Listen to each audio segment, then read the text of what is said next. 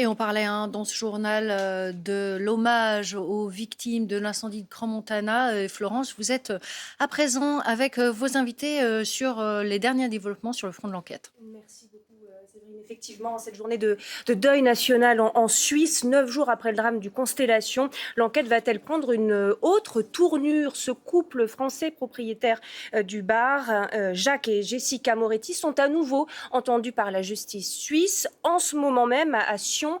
C'est le chef-lieu de ce canton du Valais. On va en parler avec nos invités. On est avec Valentine Arama, notre journaliste police-justice. Bonjour Valentine, et aussi en direct avec Claude Ansermo. Bonjour, vous êtes rédacteur en chef du média suisse Blick. On va voir si chez vous la polémique sur cette enquête elle monte aussi. On est également avec Fabien Picchiottino. Bonjour, vous êtes l'avocat des victimes, deux victimes du Cuba Libre. C'est ce bar de Rouen qui avait brûlé en 2016, et votre regard est bien sûr précieux sur cette enquête-là qui se déroule en ce moment même sur le drame de Crans-Montana. Mais tout d'abord, sur cette audition qui a lieu, on le sait, à ce jour, ce couple de Français n'est suspecté que de négligence. Et ça, bien sûr, ça suscite la polémique. Les avocats français attendent beaucoup plus de la justice suisse. Certains d'entre eux sont d'ailleurs présents ce matin. Les précisions sur place de notre reporter Étienne Prigent. Oui, l'audition du couple Moretti est toujours en cours actuellement depuis maintenant 3 heures. Le couple Moretti qui est arrivé un peu avant 8 heures ce matin, ensemble, mutiques, derrière leurs 3 avocats, Jessica Moretti, capuche, lunettes noires. Le couple avait déjà été entendu une première fois en tant que témoin. C'est la première fois qu'ils sont entendus dans le cadre pénal. Particularité suisse, 2 avocats des familles de victimes sont également présents pour ces auditions. L'un d'entre eux avait d'ailleurs été particulièrement virulent en début de semaine quant au fait que le couple n'avait pas été placé en détention provisoire ni même assigné à résidence. Jacques Moretti, qui a déjà eu affaire à la justice française, c'était en 2008, il avait été condamné dans une affaire de proxénétisme. Vient communiquer mardi le couple français qui est en 10 ans s'est porté acquérant de 3 établissements du côté de Crans-Montana. Eh bien, le couple a assuré de son entière collaboration et qu'il ne se déroberait pas face à la justice. Et on continue de suivre, bien sûr, ce qui se passe du côté de Sion sur cette audition. Mais Valentine Arama, déjà un point sur ce qu'on sait de la présence de ces avocats français qui vont donc aujourd'hui présenter leurs arguments, si l'on comprend bien, devant la justice suisse, et expliquer, en tout cas pour l'un d'entre eux, pourquoi, selon eux, ça n'a pas été assez loin pour l'instant dans cette procédure. Oui, alors c'est vrai que parmi tous les avocats de victimes qui se sont constitués partie plaignante après cet incendie tragique du bar Le Constellation, eh bien, certains demandaient la détention provisoire du couple Moretti, ou à tout le moins une assignation à domicile, qu'il y ait des mesures qui soient un peu de rétention qui soient prises à leur encontre, parce que ils estiment qu'il y a bien un risque à la fois de collusion, un risque de fuite aussi. Un avocat me le confiait cette semaine, il me disait mais le ministère public n'applique pas bien le droit, il explique qu'il n'y a pas de risque de collusion, mais attendez, il y a quand même c'est l'avocat qui me le disait, il me disait il y a quand même d'anciens salariés qui sont aujourd'hui en train de témoigner un peu partout dans les médias. Collusion, c'est-à-dire aller s'accorder sur les choses avec le ministère public a expliqué qu'il n'y avait pas forcément de risque de collusion au sein du couple.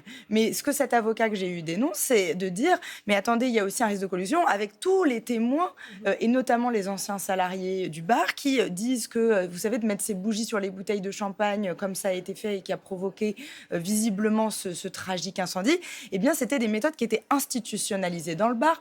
On le sait d'ailleurs depuis au moins 2019, puisqu'il y a une vidéo où un serveur le mentionnait en disant faites attention à la mousse.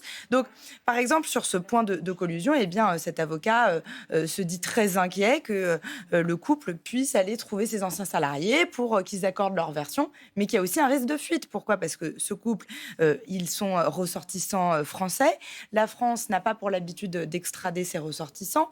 Cet avocat me disait, mais à Cran, Jacques et Jessica Moretti, mais d'ailleurs partout en Suisse, ils sont finis. C'est fini pour eux. Donc s'ils partent en France, eh bien après, ils ne pourront pas être jugés par la justice suisse. Parce qu'il n'y a pas d'accord d'extradition. Bon, oui. Après, il y a une enquête miroir qui a été ouverte en France, on va y revenir. Mais ça, c'est un peu différent, l'enquête miroir. Bon, Fabien Picchiottino, on rappelle donc que vous êtes l'avocat des familles du Cuba Libre, un drame très similaire, puisque, de mémoire, c'est aussi une bougie qui avait mis le feu à ce bar en 2016. Est-ce que vous aussi, ça suscite beaucoup d'interrogations chez vous ? Et est-ce qu'aujourd'hui, la justice suisse va quand même manifestement prendre des mesures supplémentaires pour garantir l'intégrité de cette enquête et des témoins ?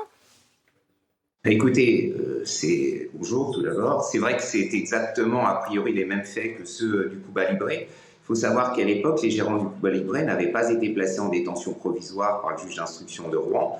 Il y avait eu une enquête préliminaire, présentation au juge d'instruction. Le parquet avait demandé la détention provisoire et le juge des libertés et le juge d'instruction d'ailleurs ne l'avaient pas demandé. Ils avaient été placés sous contrôle judiciaire au motif qu'il n'y avait pas de risque de fuite, pas de risque de collusion frauduleuse.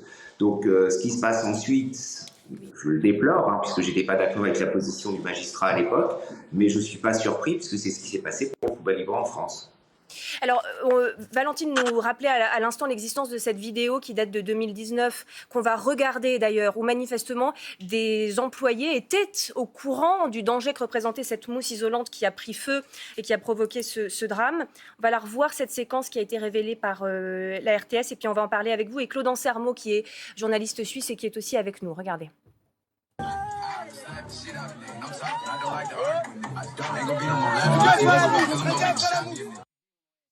Voilà, ce qui est souligné, surtitré et que vous n'avez peut-être pas bien vu, c'est effectivement ce qui est dit dans la vidéo. Faites gaffe à la mousse, faites gaffe à la mousse. Fabien Picchiottino, ça c'est, par exemple, ça fait partie des éléments qui montrent qu'il n'y avait pas que des négligences dans le cas d'espèce, dans le bar Le Constellation.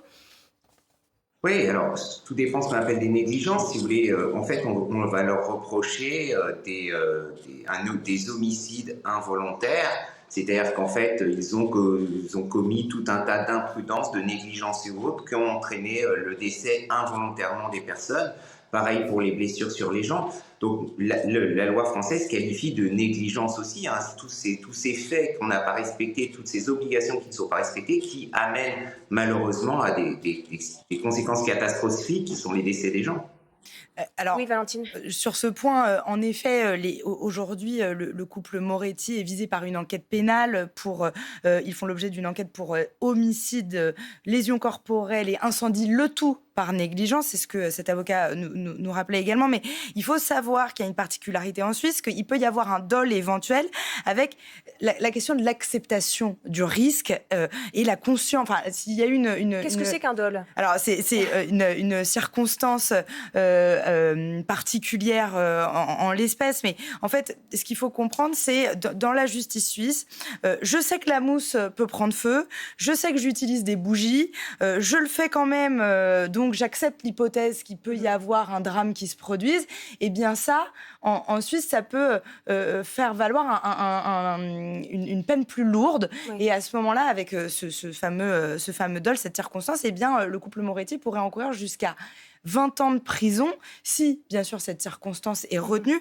Mais ce qu'il faut vraiment comprendre, c'est qu'il y a cette particularité en Suisse qui n'existe pas en France, c'est de savoir si on a conscience du danger, oui. Eh bien, ça peut alourdir la peine, ce qui est très différent de la France en réalité. Ce qui fait polémique aussi, c'est que pour l'instant, avec ces chefs d'accusation que vous venez de rappeler, ils ne risquent que 4 ans et demi de prison au maximum. Voilà, au maximum, tout à fait. Selon nos collègues de France Info Radio, l'audition aujourd'hui ne portera pas d'ailleurs sur les faits, mais sur leur situation personnelle à ce couple, Jacques et Jessica Moretti, qui interroge cette situation, d'où notamment provenait cet argent avec lequel ils avaient acquis au moins 3 établissements dans la ville de Crans-Montana. Que sait-on aussi de la façon dont ils menaient leurs affaires ? On va en parler notamment avec vous, Claude Ansermo, dans un instant, juste après ce rappel de ce profil trouble avec ce reportage de Nathalie Pérez. Depuis 8 jours, les propriétaires français du Constellation se cachent dans leur chalet. Ici, à quelques kilomètres de Crans-Montana. Ils fuient les regards et refusent tout contact. Moretti ? Moretti ? Autour d'eux, leurs proches font bloc, tendus, menaçants, comme il y a 2 jours face à des journalistes italiens. Qu'est-ce que tu fais ici ? Nous sommes des journalistes. Tu crois ? Journaliste de quoi ? Tu crois qu'il y a pas assez de morts là ? Allez, cassez-vous de là ! Enculé ! Jacques Moretti, 49 ans, et Jessica, 40 ans, sont aujourd'hui les seuls suspects accusés de ne pas avoir respecté les règles de sécurité incendie. Des accusations infondées, affirment Jacques Moretti et ses proches, tout comme l'un de ses amis corses, joint par téléphone. J'ai un ami, il est consterné et accablé par tout ce qui arrive. Je pense qu'il s'était réaccompli dans une vie professionnelle très honorable. Il n'y a aucune intention de se soustraire à des règles. Je pense qu'il y a des lacunes dans l'organisation de la loi suisse. Qui sont les Moretti? Ce jeune couple venu de Corse qui, en moins d'une dizaine d'années, a bâti un empire dans l'une des stations les plus huppées des Alpes suisses. D'abord gérant du Constellation, ils l'achètent en 2022. Un an plus tard, ils acquièrent le restaurant Le Senso, puis le Vieux Chalet qu'ils transforment en auberge de spécialité corse. Nous avons pu joindre plusieurs de ces anciens salariés. Tous décrivent un patron qui, disent-ils, s'exonérait des lois et tromperait même la clientèle. L'un d'eux, qui souhaite rester anonyme, raconte cette anecdote. Les machines à pression pour la bière blonde étaient coupées volontairement par le patron et on avait pour consigne de remplir les bières avec des canettes d'une marque qui s'appelle Saint-Gothard. Il achetait ça chez Aldi. Également, on nous a demandé de garder les bouteilles vides de Grey Goose, donc vodka assez cher, et de les remplir avec une vodka bas de gamme. Tous les employés percevaient une partie au black pour compenser le trop grand nombre d'heures effectuées pendant le travail. Jacques Moretti est connu de la justice française. En 2008, il est condamné en Savoie à 4 mois de prison ferme dans une affaire de proxénétisme. Alors comment cet homme, avec son passé, a-t-il pu ouvrir un établissement de nuit? Et pourquoi les autorités de contrôle n'ont jamais franchi ses portes ces 5 dernières années? Je travaille avec des faits. Puis les faits, c'est quoi? C'est la commune elle-même qui nous les a donnés. C'est plus de 1000 contrôles des établissements publics pour la lutte contre le feu en 2025 et aucun contrôle aux constellations. Claude Ansermo, on rappelle donc que vous êtes rédacteur en chef du média suisse Blick. Y a-t-il eu une complaisance coupable de certaines autorités suisses vis-à-vis de ce couple et de son argent? C'est vrai que c'est la question que l'on se pose quand on voit ces éléments. Il faut évidemment parler au conditionnel, hein, mais toutes les enquêtes des différents médias, qu'ils soient français ou suisses, semblent le démontrer. Et votre reportage est assez confondant pour le dire. Donc il semble qu'il y ait effectivement quelques passe-droits qui aient été accordés à ce couple de propriétaires. Des passe-droits qui seraient allés d'où à où d'une absence de contrôle, puisqu'il y aurait eu plus de 1000 contrôles effectués en 5 ans, sauf sur ce bar-là. Passe-droit aussi pour acheter sans trop de surveillance des fonds. Vous parlez de quoi précisément ? Alors passe-droit, effectivement, sur les contrôles, faudra voir si c'est des passe-droits ou si c'est la loi qui n'a pas été appliquée correctement. Mais comme le rappelait Maître Ador, plus de 1000 contrôles et pas de contrôle pour le Constellation, ça pose des questions. Il y a des questions qui se posent aussi sur l'incendie d'un autre établissement de propriété des Moretti, qui est le Vieux Chalet, où votre équipe a tenté d'interroger les Moretti. Ce chalet a aussi brûlé en 2023, sans qu'on pose énormément de questions là-dessus. Il n'y a visiblement pas eu de prêt hypothécaire pour les achats des 3 établissements. C'est pour le moins curieux. Si M. Moretti avait fait de la prison en France, pourquoi il a eu le droit d'exploiter des établissements publics sur Crans-Montana? C'est toutes ces questions qui se posent et à laquelle pour l'instant on n'a pas de réponse. Ouais. On va retrouver Gilles Papin en direct de Crans-Montana. Est-ce que ces doutes sur les autorités, Gilles, et sur ces éventuelles, alors à minima failles et au pire complicité, est-ce que ces questions-là, les habitants se les posent sur place aussi ? Écoutez, ces questions-là, les habitants ont commencé à se les poser 2 jours après le drame. Pendant 48 heures, ça a été le choc et la sidération ici avec ce drame. Et puis, à partir de samedi, on a commencé effectivement dans la ville de Crans-Montana à s'interroger sur ces normes de sécurité qui auraient été ou non respectées dans l'établissement. C'est notamment lorsque Jacques Moretti a déclaré dans la presse suisse qu'il y avait eu 3 contrôles en 10 ans et que tout était aux normes. Or, ces contrôles, ils sont effectués par la commune et on le tient de la bouche de la procureure du canton du Valais qui a fait une déclaration samedi après-midi. Et les comptes rendus de ces contrôles sont dans les mains de la justice et il faudra donc les éplucher. Mais elle nous a assuré aussi que c'est un contrôle par an, c'est obligatoire, c'est dans la loi suisse et qu'apparemment ce n'a pas été le cas. Donc à partir de là, les habitants et l'entourage aussi du canton du Valais, pas seulement ici à Crans-Montana, les gens se demandent si effectivement la commune a fait aussi correctement son travail, puisqu'en ce moment la lumière est faite sur le couple Moretti, mais il y a aussi très certainement, selon des habitants qu'on a pu rencontrer, une responsabilité vis-à-vis de la commune. En tout cas, tout le monde essaye d'avoir des réponses et d'attendre que les réponses soient faites. Le président de la Confédération suisse a déclaré hier que concernant les normes de la sécurité du bar Le Constellation, toute la lumière sera faite. Ouais, on va remettre la lumière un peu sur les victimes aussi. Merci Gilles Papin en direct de Crans-Montana. Il y a donc 9 Français parmi les 40 victimes décédées et on l'a appris hier de la bouche de la procureure de Paris. 2 blessés français supplémentaires ont été identifiés. Ils sont donc 25 blessés français en tout, certains très grièvement et qui luttent toujours aujourd'hui pour leur vie. Écoutez le témoignage du frère de l'un d'entre eux ce matin. Emmailloté et bandé en fait. Donc c'est assez choquant de le voir comme ça. Et il a des complications en fait liées à ce qu'on peut observer chez un grand brûlé, notamment au niveau pulmonaire parce qu'ils inhalent lors de l'incendie, lors de l'accident, beaucoup de fumée, de gaz toxiques en fait parce que tout ce qui brûle est toxique malheureusement. Et il a des complications également donc liées à ça. Pour l'instant, il se bat toujours pour sa vie. Il a déjà pu ouvrir un peu les yeux. Voilà, le pronostic vital, il est toujours engagé et chaque jour amène son lot de bonnes mais également de mauvaises nouvelles. Ouais, c'est toujours la lutte pour beaucoup de ces victimes, on vient de l'entendre.